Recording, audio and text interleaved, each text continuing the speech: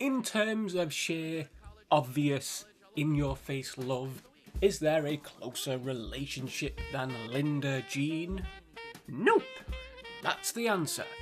They're the anti-Bob Louise in some ways, not just because it's father-daughter to mother-son, but the fact that they could not be more direct with their love at all times if they tried. Oh, give Jean mine. I'll take it.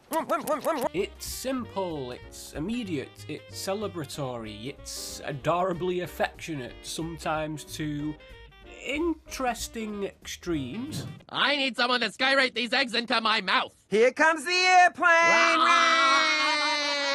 Hey, Dad, what are you wearing to Mom and Jean's wedding? Oh, a suit, I guess. Ugh, I can't stand the waiting. Let me wiggle it. I saw her do this to a woman at the grocery store once. It's Jean's last baby tooth. When I get it, I'll have the full set. Remind me again why you collect Jean's teeth. What you see is what you get from them, and it's so damn infectiously cute.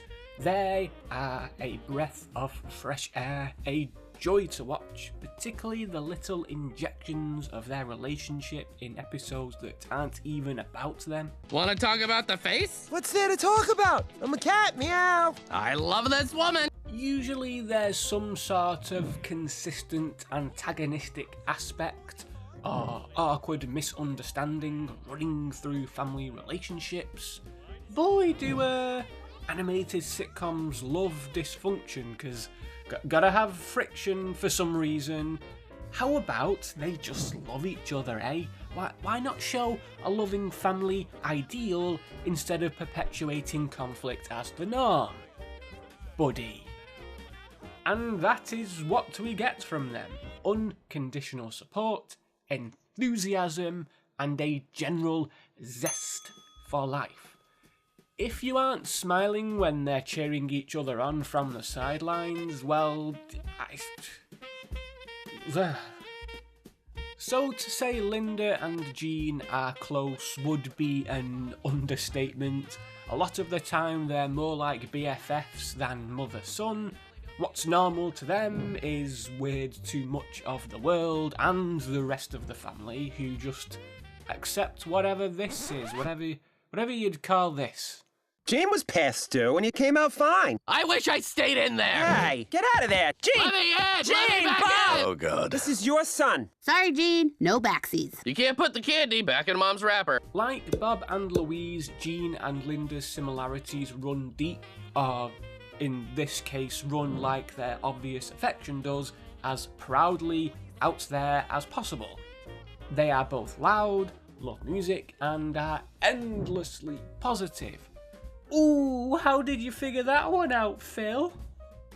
Sometimes it is to a fault, admittedly, with Linda being too intrusive in Jean It's On, or Jean becoming very demanding in the recent Mummy Boy. But these are fleeting moments that are often based on good intentions and an over-eager attempt to help, more than insidious reasons. You just have to take the trip from Linda's musical desires in Hamburger Dinner Theatre through to Jean's own guerrilla play in Work Hard or Die Trying Girl, or then there's the connection between Linda's determination to get home across town in Eat Spray Linda, to see the influence on Jean's blooming leadership towards that two-butted goat in Stand By Jean, as well as their shared piano bar dreams in The Hurt Soccer, to see just how much of Linda is in Jean. Linda's love for musicals and in-your-face happiness has given Jean a larger-than-life personality and an uncompromising creative streak that runs through so many episodes. And I have to say, it's all that Jean which best shows off the pair's close relationship and how they refuse to bend to the world's expectations, with Jean going full Jean for a part in a play and then Linda finessing him that part via promised ticket sales. There are so many scenes throughout that display just how uncompromisingly supportive Linda is of Jean. Wow, wow, wow. You were incredible. Pretty good. No, I wasn't. Yes, you were. Let's just go home. You know what? I realized I forgot something inside. I dropped my breath mint. I'll be right back. I mean, even if the whole world was booing him, Linda would be cheering even louder. That's a guarantee. While the very sweet pep talk Linda gives at the end kind of sums up how much she cares for her son. But I just want you to know that even if I wasn't your mom, even if I was just some lady who smelled like meat and was a great dancer, I would still be a fan of the Gene Show. Really? Definitely. I'd be your #1 fan. Are you a bit much? Of course you are, and that's great. And sometimes people can handle it, and sometimes they can't. But sometimes it's perfect. And I mean, hey, you got good timing. You got it from me. That and my full bottom. Ha! See? Timing. It's a relationship that airs more on the Linda side than Gene, I'd say. It's a relationship that, at its core, is kind of like a Healthy's mummy boy trope, you know. It's not Marge, Bart's enabling, or, you know, Norman Bates. But I think more than that, it's because, as we see through the show, Gene is a sensitive soul and could quite easily have his dreams tossed aside. But Linda is not going to let that happen. And it's not just because she's a parent. She genuinely thinks Gene has talent and doesn't want to see that get crushed. She sees so much of herself in him, willing him on to achieve all the things she's always wanted. Just imagine how thrilled Linda would be if Gene became an actor or a musician.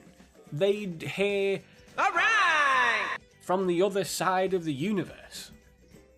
And the most remarkable thing about putting them together is you'd think they would cause an obnoxious tornado. You know. Turn it off, for God's sake, turn it off! But they don't. Well, maybe they do to some robotic sadists. But they don't. Thanks to the show's knack for authenticity, underpinned by a well-meaning desire to show the world who they are in totality. Let me give you a bunch of goodnight kisses now so you won't miss them later. Come here. I already miss you, Mom. Miss you too. Oh, yes, I'm my baby. My baby.